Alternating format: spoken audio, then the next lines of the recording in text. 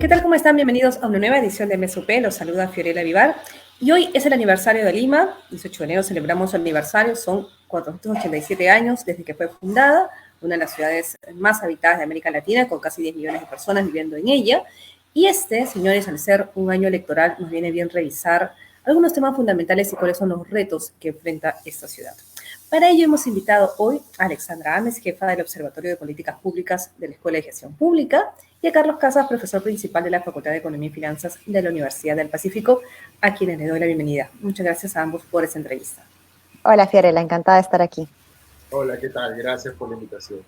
Hola Carlos, Ale. Bueno, el ciudadano de pie que nos está viendo hoy puede ver de forma evidente los principales problemas de la ciudad de Lima, ¿no? Todos lo sabemos, el transporte, la inseguridad, la informalidad. ¿Consideran ustedes, así muy a grandes rasgos, quisiera que me comenten si estos temas principales han mejorado en estas últimas gestiones de los últimos alcaldes? Ale, empezamos contigo, por favor. Ya. Evidentemente los temas de seguridad ciudadana y de transporte son los temas que más suelen estar en el debate público, en la agenda electoral, digamos, cuando hay elecciones municipales.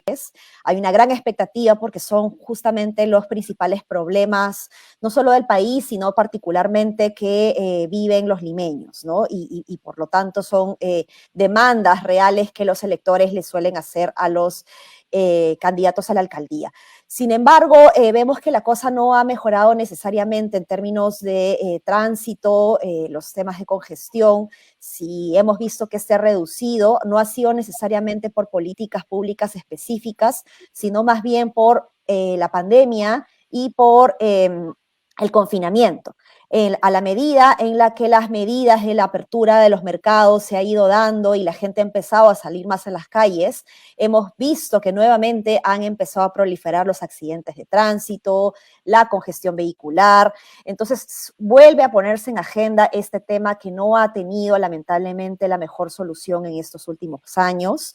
Y en esa línea también la seguridad ciudadana no sabría estimar aproximadamente si es que esto ha mejorado o reducido, pero sí la sensación y la percepción de la ciudadanía sigue estando ahí presente y latente, por lo que se hace necesario también, pues, trabajar estos temas con mucha mayor ahínco y firmeza en este último año que queda de gestión y, por supuesto, que se puedan dar las mejores propuestas posibles para la siguiente gestión municipal. Carlos, otro de los temas que ha ocasionado la pandemia, como ya bien lo ha conversado Ale, es ese tema de la economía, ¿no? Sabemos que la pobreza monetaria en Lima ha pasado de 14,2% en el 2019 a 27,5% en el 2020. ¿Cuáles crees tú que sean las principales razones para que esta pobreza monetaria se haya incrementado en este último año? Bueno, hay que tener en cuenta que el 50% del PBI se genera en Lima, ¿no? Y digamos, las medidas que se tomaron, como las cuarentenas, tuvieron un mayor impacto en Lima, ¿no? Creo yo, donde está concentrado algo más del sector formal. El sector informal también ha crecido, ¿no es cierto? Se dio esta pasada del sector formal al sector informal, y eso ha generado también el cierre de negocios, la ralentización de la actividad económica, y muchas cosas que definitivamente han terminado afectando a mucha gente que ha perdido el empleo. Hubo todo esto de los ceses temporales, ¿no?, que generaron precisamente esta reducción de la actividad económica. Y ahí es donde uno puede percibir, ¿no?, que quizás en otras zonas donde hay más informalidad, ¿no?, distintas de Lima, el impacto quizás podría haber sido menor, ¿no? Es lo que un poco se discutía, ¿no? De hecho, cuando vino la pandemia, uno de los miedos que teníamos muchos era que esto pudiera escalar inclusive a conflictos sociales, ¿no?, a marchas, y esto no ocurrió porque un colchón que tiene la economía peruana es justamente el sector informal, ¿no? Entonces, y en Lima, justamente en los últimos años, debido al crecimiento, se había provocado una reducción del sector informal, había aumentado el sector formal, pero obviamente donde más golpeó fue en Lima, ¿no? En Lima estaban buena parte de esto de la cuarentena, que la gente no saliera de su casa en centros que tenían, o en zonas con alta densidad poblacional, que ocasionó este impacto, ¿no? En donde el aumento de la pobreza fue fuerte. Tenemos cinturones, ¿no? de asentamientos humanos alrededor del centro moderno de la ciudad, que fueron los que se vieron afectados, digamos, con la suspensión de actividades económicas, y con todo este encadenamiento que hay, obviamente, ellos fueron los que terminaron siendo más afectados. Ale, como bien dice Carlos, la pandemia, el estar encerrados, pues eso ha debilitado a Lima y ha hecho que se incremente la pobreza monetaria en nuestra ciudad. ¿Qué se necesita para revertir o mejorar esas cifras? ¿Basta con la reapertura de los mercados?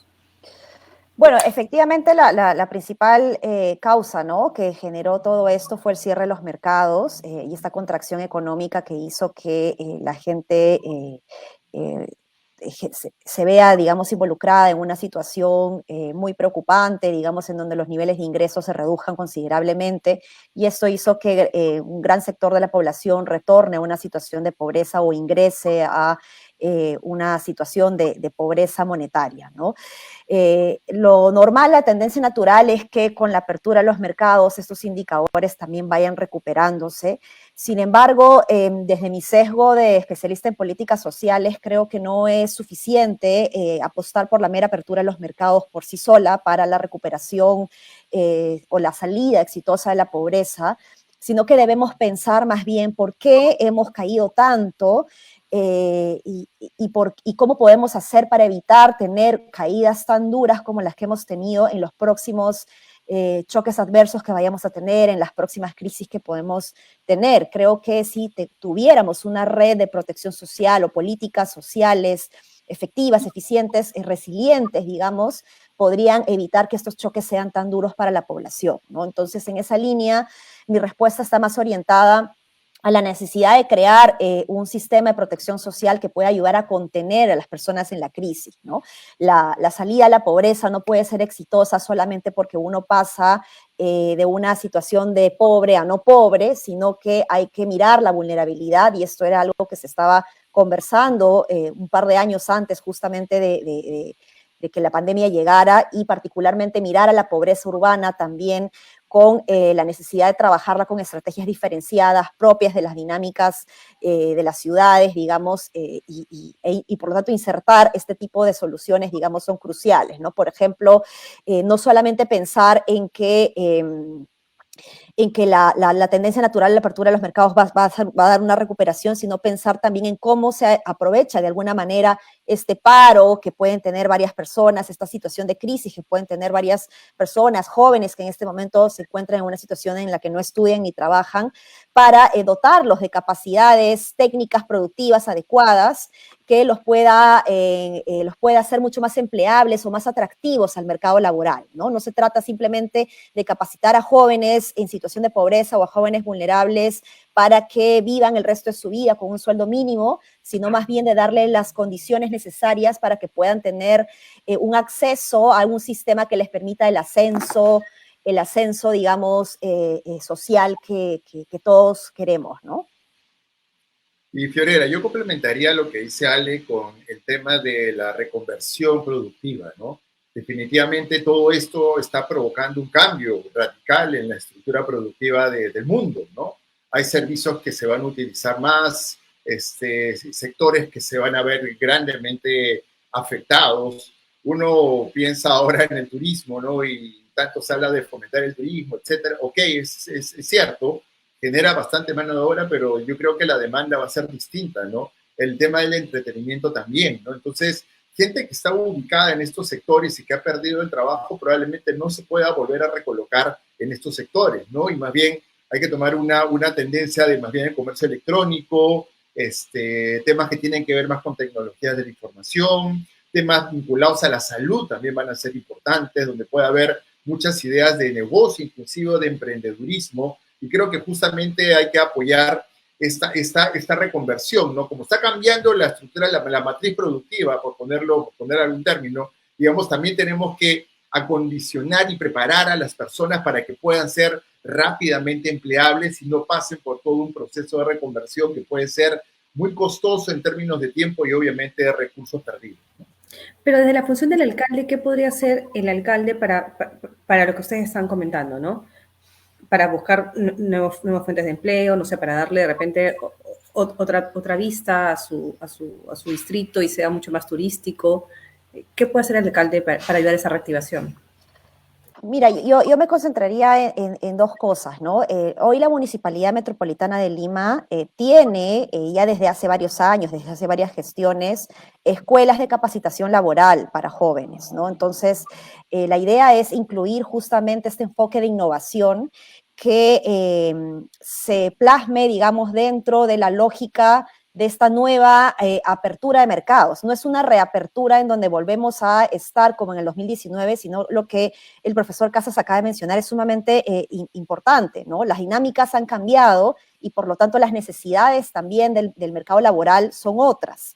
Y apostar por el desarrollo de capacidades desde la gestión municipal es posible mediante estas escuelas que la Municipalidad Metropolitana de Lima hace, pero no seguir pensando en la misma oferta de capacitación laboral tradicional, digamos, que ya va quedando desfasada.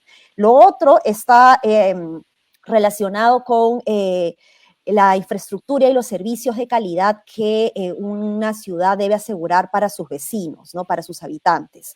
Y dentro de ello, con esta nueva lógica, digamos, de la nueva normalidad, la conexión a Internet termina siendo un servicio sumamente esencial para acceder a educación, para acceder al trabajo, a la producción, ¿no? Entonces, asegurar en una buena conexión, facilitar, digamos, la instalación de infraestructura adecuada para mejorar la calidad de banda ancha y la conexión en Lima es sumamente importante, ¿no? Esto desde el punto de vista de dos miradas, dentro de aquellas zonas de alta densidad poblacional como Miraflores, por ejemplo, que suele tener ciertos problemas de cobertura, digamos, cuando todo el mundo está conectado, digamos, pero también la periferia, mirar la periferia de Lima es importante porque hay zonas en donde simplemente no hay conexión a Internet y esto ha alejado a escolares, digamos, de conectarse y continuar con el servicio educativo, pero también ha alejado de la posibilidad de jóvenes a seguir capacitándose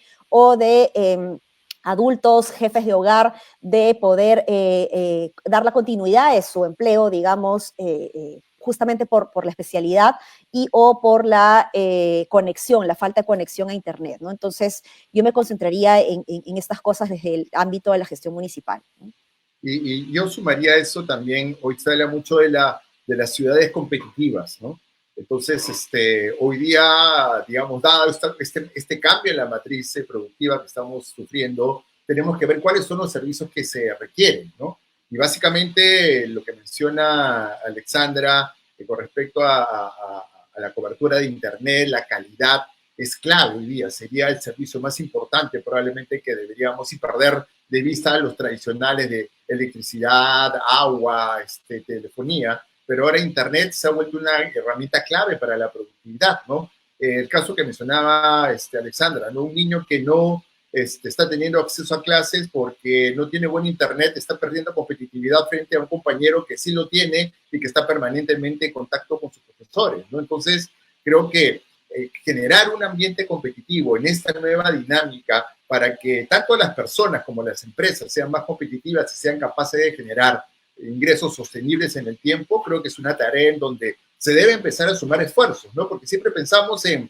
la municipalidad por un lado, el gobierno central por otro lado y el gobierno regional, que en este caso la municipalidad de Lima también es gobierno regional, ¿no? O sea, son dos gobiernos, o sea, dos niveles de gobierno que están en el mismo órgano de gobierno, si uno quiere, pero hay que coordinar con el nivel central y aquí es donde básicamente, donde vive el 30% de la población y se genera el 50% del PBI, la coordinación de políticas es clave y ahí el alcalde debe ser el líder, digamos, en tomar este rol de coordinación, ¿no? Y no echarle la culpa como muchos alcaldes hacen, no solamente hablo del alcalde de Lima, muchos alcaldes hacen y le echan la culpa al gobierno central, ¿no?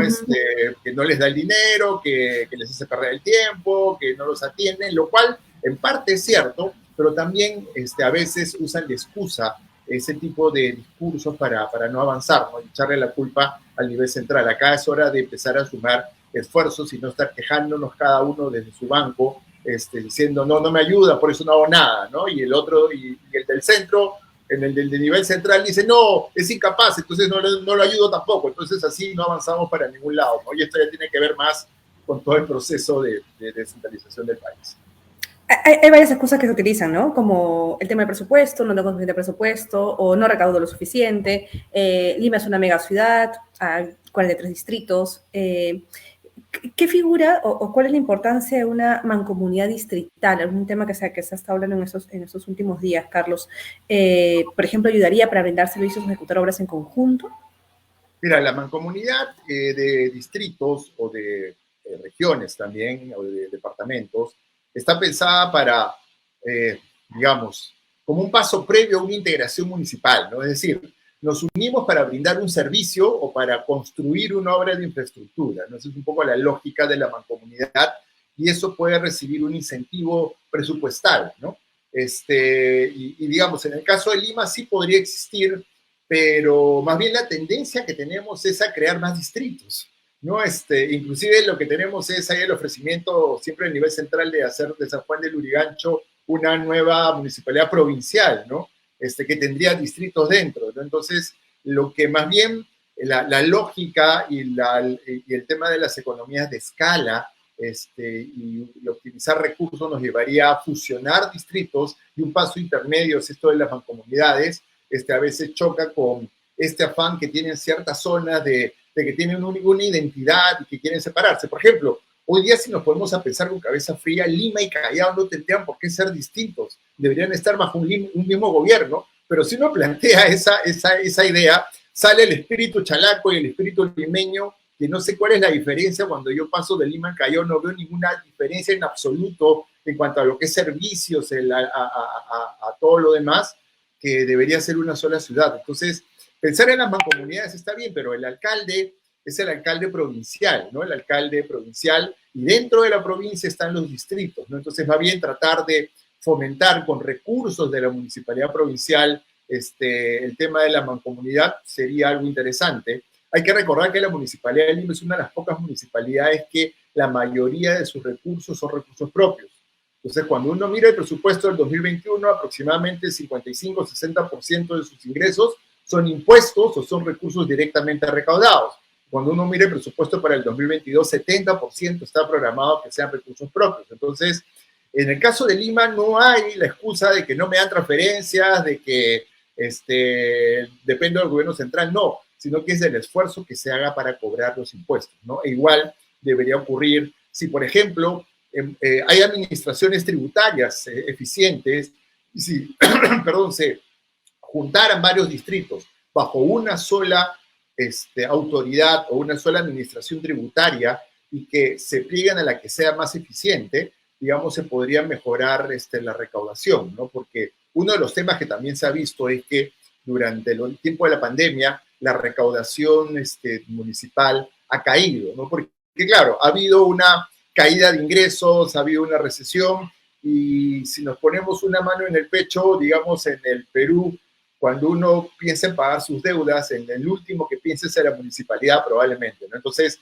eso es algo que tenemos que empezar a cambiar. Y sobre todo si también tenemos que siempre hay, que está prohibido, pero siempre hay ofrecimientos de amnistía tributaria, ¿no? Y de premiar al mal contribuyente, entonces no se genera una corriente a favor del buen contribuyente y por eso obtener buenos servicios, ¿no? Creo que eso es algo que justamente tenemos que lograr. Y las mancomunidades podrían ser digamos, un vehículo para lograr, no sé, mejorar la calidad de recojo de residuos sólidos, para mejorar la calidad de la seguridad pública, el serenazgo, etcétera, etcétera. ¿No? Hay distintos servicios en los cuales se podría ir probando en distritos que sean contiguos y que tengan similaridades, porque la idea siempre en una alianza entre países, entre regiones, es que se parezcan lo más posible, ¿no? O sea, es un poco la lógica para evitar problemas, ¿no? Pero creo que sí hay espacio para eso y allí el alcalde provincial podría tomar el liderazgo. Y esto además apunta a la eficiencia del uso de los recursos y la eficacia, la efectividad en términos de los resultados para la gente, ¿no?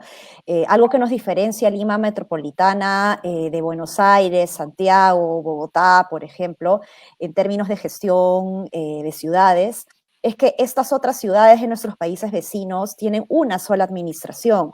Nosotros tenemos al gobierno metropolitano y a la vez tenemos más de 40 pequeños reinados, digamos, con capacidad o capacidades de gestión local, digamos, que pueden ser muy distintas, digamos, a la de los vecinos, y la lógica, digamos, termina siendo muy focalizada en ese pequeño distrito, digamos, y lo que más necesitamos en Lima para sacar adelante toda esta lógica de ciudades inteligentes, competitividad, etcétera, es tener una visión de ciudad, ¿no? Entonces necesitamos o vamos a necesitar que el próximo alcalde o alcaldesa pueda tener la visión de ciudad que se necesita y no se quede nada más como un autorreconocido de un alcalde distrital del Cercado de Lima, porque muchas veces eso suele pasar con el alcalde metropolitano, ¿no? Que se limita a ser un alcalde distrital del Cercado de Lima, cuando en realidad lo que necesitamos es que se tenga una visión de ciudad para dotar justamente políticas locales que puedan llegar a todo el área metropolitana,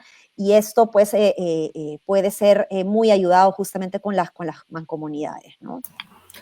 Ya me queda muy poco tiempo, solo para ir cerrando, Ale, o sea, en las regiones de los países cercanos a Perú sí funcionan las mancomunidades, entonces, ¿no? Entendería que sí.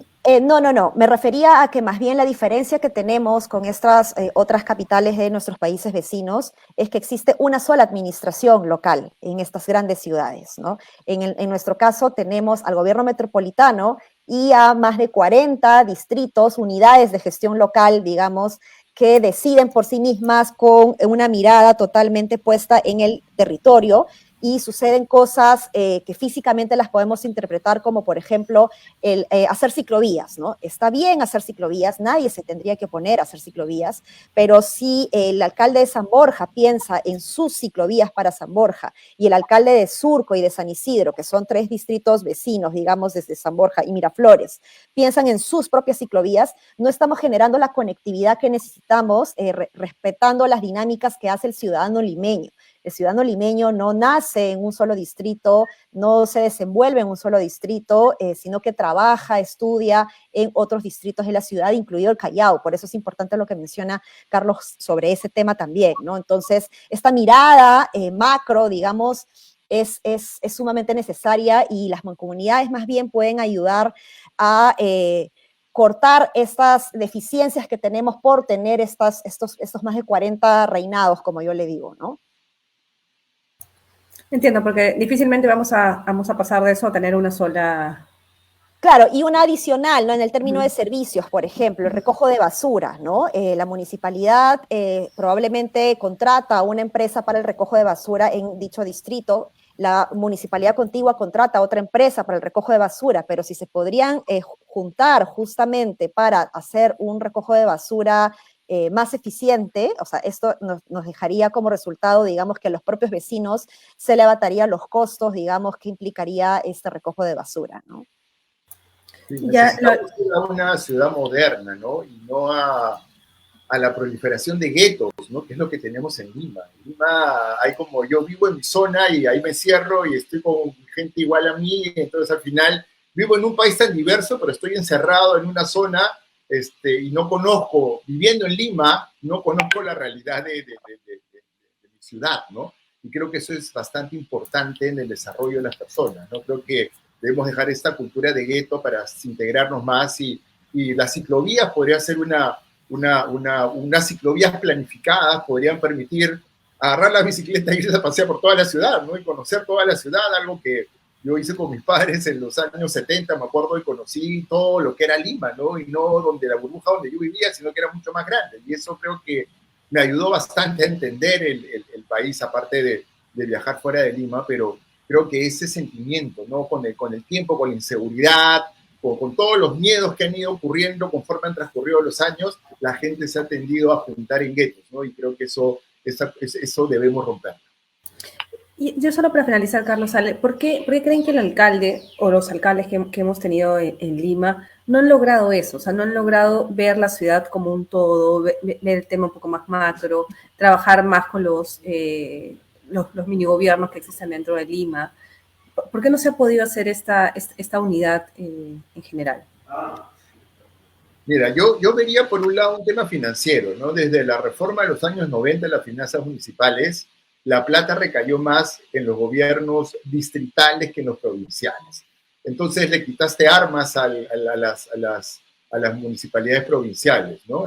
Claro, el caso de la Municipalidad Metropolitana de Lima es algo un poco distinto, pero igual, ¿no? O sea, ahora el centro de los recursos, si uno lo ve, está en las municipalidades distritales. Entonces, el alcalde de Lima no es que sea una figura decorativa, porque sí tiene que llevar a cabo obras de infraestructura importantes para la ciudad, pero digamos a veces se hacen obras de infraestructura y todos quieren dejar su impronta, su huella a través de alguna gran obra de infraestructura, ¿no? Pero que al final no terminan solucionando los problemas, porque a la larga lo que se hace la congestión se mueve 4 kilómetros más allá, y al final no hay una visión mucho más amplia, ¿no? Entonces, creo yo que hay falta un poco más de liderazgo en el sentido de hacer una ciudad más vivible, donde hay espacios comunes, que uno sepa que puede ir y que puede ir con tranquilidad.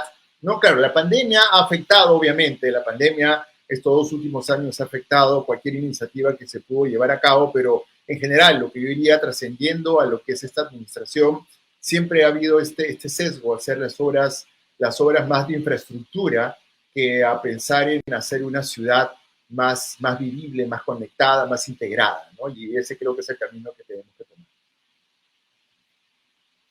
Dale, palabras finales ya para ir cerrando la entrevista, por favor.